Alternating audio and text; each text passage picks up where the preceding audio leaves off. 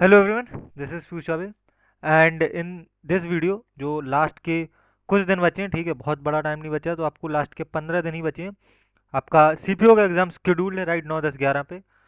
तो उसके अब जो सबसे बड़ा इस टाइम पे पॉइंट ऑफ कंसिडरेशन है, जिसपे आपको भी कंफ्यूजन हो रही होगी कि आप इतने कम टाइम में पूरी की पूरी जीके कैसे रिवाइज करें, राइट? क्योंकि जीके में काफ़ी बड़ा पोर्शन है, आप देखोगे history, polity, geography, economy, science, ये तो कोर सब्जेक्ट्स हैं। इसके बाद स्टैटिक जीके, करंट अफेयर, तो इस तरीके से एक बहुत बड़ा जंक, पीवाई क्यूज भी इसमें इंक्लूड डाल लो आप, तो एक बहुत बड़ा जंक हो जाता है जीके के अंदर स्पेसिफिकली। तो उतना सब कुछ रिवाइज करने is a way difficult task in the last 15 days, है ना, in not last 15 days.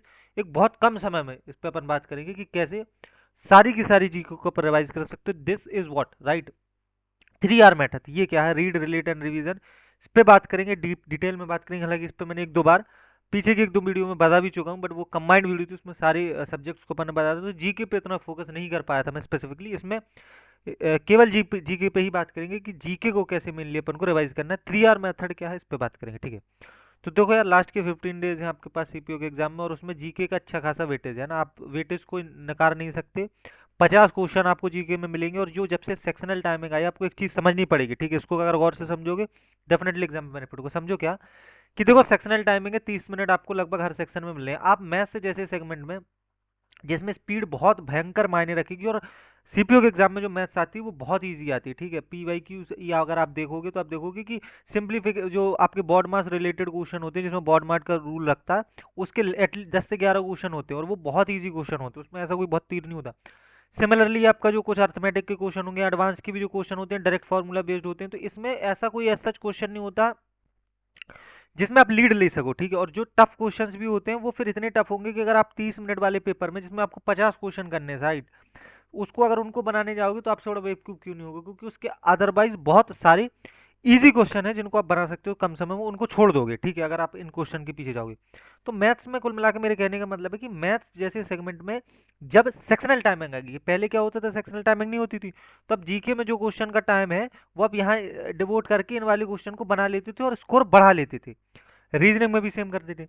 English वाला टॉपिक है, इंग्लिश सब्जेक्ट है, उसमें टाइम बच जाता था, उसके टाइम को यूटिलाइज किया जाता था यहाँ, और एक स्कोर अच्छा खासा आप मैथ्स और रीजनिंग में अचीव कर लेते थे। बट अब चूंकि सेक्शनल टाइमिंग है, तो उसमें सबसे बड़ा जो इशू है, सबसे बड़ा जो ड्रॉबैक है, दैट इज कि आपको अपने सेक्शन में ही पूरा टाइम देना है। तो मैथ्स में क्वेश्चन की लीड, अगर आप बहुत अच्छे हो मैथ्स में, कोई और एक बंदा है जो बहुत कमजोर है मैथ्स में, तो आप एटलीस्ट 5 से 10 क्वेश्चन की लीड ले पाओगे, at the very good condition कि आपने बहुत अच्छी मैथ करी तब, ठीक है। अदरवाइज इतनी भी पॉसिबल नहीं है, बट स्टिल मैं एक रफली data for the benefit point of time उसको मान के चल रहा हूँ कि 10 क्वेश्चन की लीड ले लोगे, बस, इससे ज्यादा पॉसिबल है ही नहीं। जीके में क्या पॉइंट है कि अगर कोई बंदे की जीके अच्छी है, और जीके अच्छी इन द सेंस उसने रिवीजन अच्छा कर रखा है लास्ट पॉइंट ऑफ टाइम पे, तो वो कितना एज ले सकता है, वो एटलीस्ट 10 15 क्वेश्चन का एज ले सकता है, मतलब कंफर्म इतना एज ले ही सकता है, क्योंकि GK is something that is basically the point where आप जहां से लीड ले सकते हो, कंपटीशन से आगे निकल सकते हो, ठीक है। That is very clear segment. तो उस पे अपन कैसे, और जीके में ऐसा नहीं है कि 10 15 क्वेश्चन ऐसे क्वेश्चन होंगे जो कोई और नहीं, ये वही क्वेश्चन होंगे जो सबने पढ़ रखे होंगे, but you are basically proper, you have revised your complete syllabus in the last time, ठीक है। You have the better understanding of the concepts, ठीक है, आपको फैक्ट्स बहुत अच्छे से रटेंगे, तो these are the basic points that will lead you to tackle the competition, ठीक है। तो ये सारी चीजें जब आप कर पाओगे तभी आप जीके जैसे सेगमेंट में आगे निकल पाओगे, and that is very important, ठीक है। जीके में तो लीड लेनी पड़ेगी। अब देखो रिवीजन करना है कैसे, आप 15 दिन में अगर हर सब्जेक्ट को एक एक उठा के सोचोगे कि मैं हिस्ट्री को अलग से करूँ, ज्योग्राफी को अलग से करूँ, पॉलिटी को अलग से करूँ, तो फिर वो रिवीजन भी हो तो चलो, फॉर एग्जाम्पल आप बहुत केवल दिन भर उसी को पढ़ते रहो, ठीक है, थ्योरी पढ़ते रहो, तो वो रिवाइज इन द सेंस उसमें आप फैक्ट्स को याद नहीं कर पाओगे। आप पढ़ तो जरूर लोगे एक एक सब्जेक्ट पूरे तब तक, बट वो रिवीजन नहीं होगा, ठीक है। वो इसका ये मतलब नहीं हिस्ट्री में आपने कोई एक टॉपिक एक बार देख लिया और आप सीधे एग्जाम में जाके दोगे तो वो बहुत ज्यादा बेनिफिट नहीं होगा, क्वेश्चन उससे नहीं निकलेंगे, ठीक है। करना क्या है, दैट इज वेरी इंपॉर्टेंट, आपको मॉक्स के थ्रू इसको रिवाइज करना है, ठीक है। आप फुल मॉक दे रहे हो तो बेटर है, फुल नहीं दे रहे हो तो सेक्शनल के थ्रू करना, बट इसको रिवाइज करना है मॉक के थ्रू। कैसे करोगे, राइट, मॉक्स के थ्रू। अब ये RRR मेथड क्या है, पहले मैं उसकी बात करता हूँ। देखो इसका मतलब है आपको रीड करना है पहली बार फर्स्ट रीडिंग में, ठीक है। रीड, केवल रीड करना, फैक्ट्स को रटना नहीं है। सेकंड रीडिंग में आपको उनको रिलेट करना है, ठीक है। रिलेट इन द सेंस कि रिलेट करना है कि इससे रिलेटेड फैक्ट क्या मैंने किसी और सब्जेक्ट में पढ़ा है, किसी और सब्जेक्ट में नहीं पढ़ा, तो इसी सब्जेक्ट में किसी और टॉपिक में पढ़ा है, राइट, उस पर बात करनी है। जैसे आप मॉडर्न हिस्ट्री जब पढ़ोगे तो उसमें बहुत सारा कंटेंट जो होता है वो आप पॉलिटी में भी पढ़ चुके होते हो, जो कॉन्स्टिट्यूशनल डेवलपमेंट वाला पार्ट है पॉलिटी में, एक्ट वगैरह आते हैं उसमें पढ़ चुके होते हो। तो ये दोनों बहुत अच्छे टॉपिक्स हैं, बहुत अच्छे एग्जाम्पल्स हैं बेसिकली इस रिलेशन वाले मेथड का, कि आप इन दोनों को रिलेट कर सकते हो। एंड थर्ड वाले पॉइंट में आपको रिवीजन करना है, इन द सेंस उनको आपको फैक्ट्स को केवल देखना है, ठीक है। ये ट्रिपल आर मेथड। अब ये 3 बार, मतलब इसका क्या मतलब है कि हमें 3 बार पढ़नी पड़ेगी जी के नहीं, कैसे अपन को समझना, देखो जब आप मॉक्स दोगे, ठीक है, जब आप मॉक्स दोगे तो लेट्स से आपने कोई, मैं एक रफली डेटा फुल मॉक का नहीं लेके चलूँ, मैं जी के बस के मॉक का लेके चलूँ। आपने लेट्स से 50 क्वेश्चन में आपने उसमें से 25 क्वेश्चन अटेम्प्ट करे, ठीक है, ये राइट करे फॉर एग्जाम्पल, 15 क्वेश्चन आपने रॉन्ग करे, ठीक है, 10 क्वेश्चन, 15 क्वेश्चन आपने रॉन्ग करे, उसके आपने 10 क्वेश्चन करे। तो अब इस मॉक को आपको खत्म करने के बाद जब दूसरे मॉक में जंप करना है तो उससे पहले क्या काम करना है मैं आपको बता दूं। ये जो 15 क्वेश्चन रॉन्ग करे और ये 10 क्वेश्चन जो आपने स्किप करे दोनों, इनकी आपको एक टेबल बनानी है, उसमें लिखना है कि आपने किस किस टॉपिक से, इसमें लेट से हिस्ट्री से लेट से 4 क्वेश्चन थे, पॉलिटी से 6 क्वेश्चन थे, इकोनॉमी से 3 क्वेश्चन थे, ठीक है, ज्योग्राफी से 2 क्वेश्चन थे, तो 15 क्वेश्चन इसमें से हो गए, और 10 और मान लो, कुछ भी डेटा मान लो, साइंस से लेट से 5 क्वेश्चन थे, करंट अफेयर से लेट से 5 क्वेश्चन, तो कुछ भी एक मैंने ऐसा रैंडम डेटा मान ला, ये कोई ऐसा नहीं है कि ऐसे ही क्वेश्चन आएंगे, ठीक है। अब अपन को इसमें जब अगले मॉक में जाना उससे पहले करना क्या है, जैसे ये हिस्ट्री के जो क्वेश्चन थे, आपको सबसे पहले ये आइडेंटिफाई करना है कि हिस्ट्री के किस टॉपिक से क्वेश्चन थे, right. Let's say ancient history से क्वेश्चन थे, now your task is to identify which topic, from which topic these questions are, ठीक है। तो उसमें अपन ने डाला कि लेट्स से ये आपके इंडस वैली सिविलाइजेशन से था, या आपका हड़प्पन से वाले टॉपिक से था, या वैदिक एज से था, ठीक है। तो इन वाले टॉपिक्स को आपको आइडेंटिफाई करना, मौर्यन एम्पायर से था, तो ये आपको आइडेंटिफाई करना है, then you have to revise these topics only, right. आपको पूरी हिस्ट्री रिवाइज नहीं करनी है। लेट्स से ये 4 टॉपिक से आपके 4 क्वेश्चन थे, आईबीसी से था, हड़प्पन सिविलाइजेशन था, कई बार क्या होगा कि हड़प्पन सिविलाइजेशन से ही आपके 2 क्वेश्चन रॉन्ग हो जाएंगे, या हो सकता है मौर्यन एम्पायर से ही 2 क्वेश्चन आ गए, तो उसमें एक ही बार एम्पायर। बट मैं एक फॉर सिक्योर साइड आपको 4 अलग अलग टॉपिक बता रहा हूँ, जिन 4 अलग अलग टॉपिक से आपने हिस्ट्री के क्वेश्चन लेट से गलत करे। तो आपको अपने नोट्स से जहां से भी, राइट, आपने बुक से पढ़ा हो, बुक से, और जो भी आपके नोट्स रहे हो नोट्स से, you have to revise the whole IVC topic, ठीक है। इंडस वैली सिविलाइजेशन आपको रिवाइज करना है। Similarly you have to revise the Mauryan empire और ये वैदिक एज, और इस तरीके से इन 4 टॉपिक्स को केवल रीड करना है फर्स्ट वाले, जब आप एक मॉक में इनको पाओगे, राइट, जो भी पहले मॉक में अगर आपने इन इन टॉपिक्स को पाया तो आपको केवल रीड करना है। सेकंड, फिर सेम पॉलिसी ऐसे ही आपको पॉलिटी के साथ करना है, आपको टॉपिक्स लिखने हैं, डीपीएसपी से था या पार्ट 4 से था, तो आपको वो सारे टॉपिक्स केवल रीड करने हैं पहली रीडिंग में, जब आप मतलब पहली बार इन टॉपिक्स को एनकाउंटर करोगे, रीड, ठीक है, पहले में रीड। तो ये सारे सब्जेक्ट के साथ करना है। जब आप सेकंड बार इन जैसे ही आपने पहला मॉक के साथ ये सब करा, ठीक है, फिर आप सेकंड मॉक पे जंप करें, सेकंड मॉक में भी आपने ऐसी 10-15 कुछ क्वेश्चन रॉन्ग करे, उनकी भी ऐसी टेबल बनाई कि हिस्ट्री से कौन से थे। लेट्स से अब आपने सेकंड मॉक या थर्ड मॉक में दिया, उसमें भी एक टॉपिक आ गया मौर्यन एम्पायर, और आपने इससे क्वेश्चन फिर से गलत कर दिया, पहली बार भी इससे गलत करा था, इस बार भी।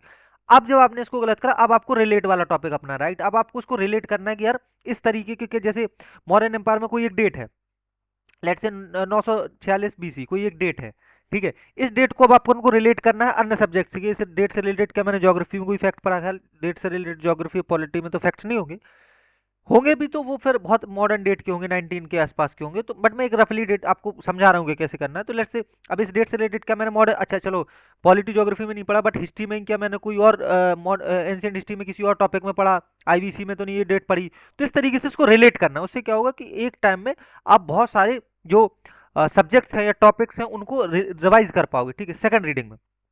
फिर आपने इस तरीके से आगे मॉक्स देने हैं, तीसरा मॉक्स दिया, चौथा मॉक्स दिया, लेट से पांचवा एक मॉक दिया, उस मॉक में भी आपको इसी तरह मौर्यन एम्पायर का कोई और क्वेश्चन आया, वो आपसे गलत हो गया, ठीक है। अब जो तीसरा होगा उसमें आपको रिवीजन करना है, रिवीजन इन द सेंस अब आपको पूरी हिस्ट्री रिवाइज करनी है, ठीक है। मतलब मौर्यन एम्पायर का 3 बार गलत कर लिया, तो अब आपको मौर्यन एम्पायर के सारे जो भी फैक्ट्स हैं, ठीक है, वो आपको केवल वो फैक्ट्स बार रटने हैं, मैक्सिमम कोशिश करनी है कि उनको रटना है। यहाँ पे आपको रीड नहीं करना है, यहाँ पे उनको रटना ही है। थर्ड रिवीजन में अगर आपको थर्ड बार भी मौर्यन एम्पायर का कोई टॉपिक आता है और वो आपसे गलत होता है, कोई क्वेश्चन आता है, तो अब आपको केवल रटना है फैक्ट्स को, जब तक उनको रटोगे नहीं आगे नहीं बढ़ना, ठीक। इसी के साथ यही सेम चीज आपको करनी है पॉलिटी में। पॉलिटी में लेट से आपने इसी पहले रिवीजन में डीपीएसपी का क्वेश्चन आया, वो आपने गलत करा, तो उसको उस टाइम पे केवल रीड करना है, केवल रीड भर करना है उस टॉपिक को, बस। सेकंड बार में जब ये गलत करोगे तो फिर उसको रिलेट करना है कि आर्टिकल इससे रिलेटेड हो या इससे रिलेटेड कोई डेट्स हो, वो क्या मैंने किसी और सब्जेक्ट में पढ़ी, किसी और सब्जेक्ट में पढ़ी तो किसी और सब्जेक्ट में नहीं पढ़ी, अगर तो उसी सब्जेक्ट में के किसी और टॉपिक में पढ़ी, तो ये सारी चीजें करके उसको रिलेट करना है। जब थर्ड बार भी इसी टॉपिक से रिलेटेड क्वेश्चन गलत होगा डीपीएसपी से, तो उस फैक्ट आप जो आप अगले मॉक में जाओगे उससे पहले इस पूरे डीपीएसपी के जितने भी फैक्ट्स होंगे उसको आपको रटना है, वर्ड बाय वर्ड वर्ड उसको रटना है कि मुझे अभी ये इमीडिएटली कल एग्जाम देना, तो आज मुझे रटा हुआ होना चाहिए ये। तो ये तीसरे रिवीजन में करना है। उसके बाद जब चौथे रिवीजन से आएगा तो आप मैक्सिमम जो उस टॉपिक से रिलेटेड क्वेश्चन होंगे वो अब आपको याद होंगे। अब इससे होगा कि आप पूरी जीके रिवाइज कर लोगे। आपने अगर ज्यादा नहीं, मैं कह रहा हूँ 20 मॉक्स ही दिए 15 दिन में, तो भी आप क्या करोगे, इस 20 मार्क्स के दौरान आपको वो सारे इंपॉर्टेंट टॉपिक, पूरी जीके तो देखो पूरी कभी कुछ नहीं होता, बट जो सारे इंपॉर्टेंट टॉपिक्स होंगे जो आपके एग्जाम में रिपीट होने के हाई चांसेस रहेंगे, 50 में जिनमें से 30 क्वेश्चन रिपीट होंगे, वही क्वेश्चन रिपीट होंगे जो लगातार मॉक में रिपीट हो रहे हैं, पीवाईक्यूज में रिपीट हो रहे हैं, वही रिपीट होंगे। वो सारे क्वेश्चन के जो टॉपिक्स है, क्वेश्चन बस नहीं, लेट्स से अगर आईवीसी से कुछ क्वेश्चन आपको आया था तो आपने पूरा आईवीसी रिवाइज करा था, ना कि केवल वो क्वेश्चन। तो पूरा का पूरा वो जो सब्जेक्ट है, जिस हिस्ट्री के अगर जो भी इंपॉर्टेंट क्वेश्चन जो रिपीट होने वाले थे वो सारे आप कम से कम 3 बार तो रिवाइज कर ही चुके हो कम से कम। हालांकि बहुत बार हो सकता है रिवाइज कर, जो 20 मार्क में हो सकता है जो मैक्सिमम इंपॉर्टेंट टॉपिक है वो आपको 5 से 6 बार भी मिल जाए, तो आप उन 5 से 6 बार भी उन मॉक्स को रिवाइज कर चुके होगे, उन सब्जेक्ट टॉपिक्स को रिवाइज कर चुके हो, समझ रहे हो। तो इससे पूरी जीके आपको टिप्स पे होगी, जो इंपॉर्टेंट वाली जीके है, जिसके क्वेश्चन आपको 50 में जिसके 25 से 30 क्वेश्चन मिलेंगे, वो वाली जीके आपकी टिप्स पे होगी, ठीक है। तो ये तो हो गया जीके को कैसे रिवाइज करना लास्ट टाइम में। अब जो सेकंड इंपॉर्टेंट सेगमेंट है जीके के अंदर के, करंट अफेयर्स का क्या करना है भाई। करंट अफेयर के क्वेश्चन तो आएंगे, कंफर्म आएंगे, 10 क्वेश्चन के आसपास आप कंफर्म देख के मान के चलोगे करंट अफेयर के क्वेश्चन आने आने हैं फॉर श्योर, 10 क्वेश्चन आएंगे ही आएंगे। अब इस 10 क्वेश्चन का कैसे जुगाड़ करें, इनको कैसे करें, मैं आपको कुछ इंपॉर्टेंट टॉपिक बताऊंगा, एक बुक बताता हूँ, उसको अगर आपके पास अगर अवेलेबल है तो बहुत अच्छी बात है, वेल एंड गुड। अगर नहीं भी है तो अगर आप अगर कोई और करंट अफेयर की बुक नहीं है, आपको करना ही है परचेज, तो वो परचेज कर सकते हो, दैट इज वेरी गुड। आई दृष्टि की बुक आती है घटना चक्र की, ठीक है, आई दृष्टि की ये वाली जो किताब है घटना चक्र की, that is very very important book for current affair segment. I would say that is the Bible for current affair, right, very very important book for all the exams, right. आप सीपीओ भी prepare कर रहे हो, आप civil services भी prepare कर रहे हो पीसीएस वगैरह के लिए, या आप कोई और आईवी वाईवी एग्जाम के लिए प्रिपेयर कर रहे हो, that book is basically important for any exam, ठीक है। करंट अफेयर का जो मटेरियल, इट्स नॉट अबाउट कि इसमें जो इतना सारा मटेरियल वो सारा ही पढ़ना उतना इंपॉर्टेंट नहीं होता। द पॉइंट इसमें जो इलेबोरेटेड मेथड में करंट अफेयर दिया है, राइट, कोई अगर इवेंट हुआ, लेट्स से कोई ब्रिज बना, लेट्स से चेनाब ब्रिज बना कहीं पे क्या जम्मू एंड कश्मीर बना, तो उस ब्रिज की सारी आगे की कुछ आपको लाइन्स दी होंगी, पीछे की कुछ लाइन्स दी होंगी, किसने इनॉग्रेट करा, क्या इसके पीछे पर्पस था। तो उन सारी चीज़ों से क्या होता है, you will known about the background of the event, ठीक है। तो हो सकता है इससे डायरेक्ट क्वेश्चन ना, इससे क्वेश्चन आ जाए तो वो भी आपको एक बार पता होगा, एक बार को तो पता ही होगा। Still this is not the purpose कि आपको ये चीजें पता हो, पर्पस इज कि आपको बोरिंग ना लगे। अगर आपने चेनाब ब्रिज का कोई फैक्ट पढ़ा तो आपको उसके आगे पीछे की अगर आपको चीजें बता दी जाए तो आपको बोरियत नहीं होती। तो वो एक बहुत मुझे बेटर पॉइंट लगा इस बुक में, जो सबसे अच्छा पॉइंट है कि करंट अफेयर, चूंकि मेन पॉइंट आता है कि करंट अफेयर बोर कर देता, बट जब आपको उसके पीछे के कुछ इवेंट्स पता हो, आगे के इवेंट्स पता हो, तो इंटरेस्ट इंटरेस्ट प्रोड्यूस करता है, ठीक है। तो वो एक बहुत अच्छा पॉइंट है। प्लस इसमें टॉपिक वाइज करंट अफेयर दिया है, वो भी एक बहुत अच्छा पॉइंट है कि topic wise in the sense आपको नेशनल करंट अफेयर अलग मिल जाएगा, राइट, आपको नेशनल करंट अफेयर अलग मिल जाएगा, आपको स्पेस से रिलेटेड अलग मिल जाएगा, आपको स्पोर्ट्स से रिलेटेड अलग मिल जाएगा, ठीक है, आपको टूर्नामेंट से रिलेटेड अलग मिल जाएगा, अपॉइंटमेंट्स अलग मिल जाएंगी।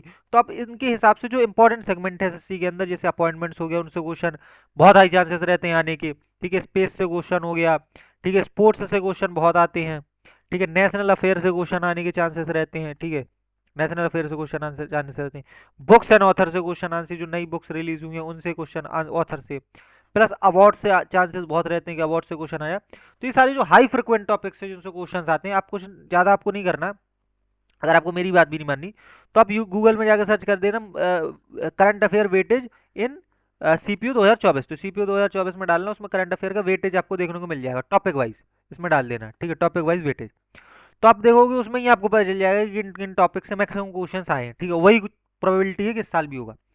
तो आपको उन्हीं टॉपिक्स को जाना है, उन्हीं टॉपिक्स को इस बुक में उठाना और उन्हीं टॉपिक्स को रिवाइज करना स्टार्ट कर देना। द सेम मेथड जो ट्रिपल आर मेथड है, रीड, रिलेट एंड रिवीजन। पहले आपको रीड करना है, फिर रिलेट करना है कि क्या मैंने इस डेट, अगर डेट वाला क्वेश्चन है तो डेट से रिलेटेड, नंबर वाला क्वेश्चन है तो नंबर्स को दिमाग में लाना है कि क्या ये नंबर से रिलेटेड मैंने कुछ इंपॉर्टेंट फैक्ट अपने कोर जी के सब्जेक्ट्स में पढ़ा है, उनको ध्यान में रखना है। नंबर से रिलेटेड नहीं है, नाम से रिलेटेड है तो नाम, इवेंट, इन सारी तरीकों से उसको रिलेट करने की कोशिश करनी है। थर्ड पॉइंट, जब आप तीसरा उसका रिवीजन करोगे तो कोशिश करनी है उसके डिट्टो फैक्ट्स जो हो वो आपको लर्न हो चुके हो, सो दैट कि अगर आप कल ही एग्जाम दे रहे हो तो आप उसको पर्पस को वहाँ फुलफिल कर सको, right. So this is the whole segment जो मैं यहाँ पे बात करने वाला था कि कैसे अपन जीके को कंप्लीट करेंगे, ठीक है। इस पर अपन ने कोर जीके की भी बात कर ली, ठीक है। उसके बाद करंट अफेयर की भी बात कर ली, और जो ट्रिपल आर मेथड है उसकी भी बात कर ली। That is the best video you can find on YouTube की how to revise the GK in very less time. ये बेस्ट कंटेंट है। अगेन इतना ही बस देखना था, इसके बाद आपको केवल उसको खुद हाथ पेन चलाने हैं, खुद उसको रिवाइज करना, पढ़ना, ठीक है, रटना। So again that's all for today. Your exam is coming back very very early, तो उसको जस्ट अब पढ़ने अब स्टार्ट कर दो, मॉक्स दबा के लगाओ उसको, रीड रिलेटेड रिवीजन मेथड से रिवाइज करो। Okay, so that's all for today. This is Piyush Choubey signing off.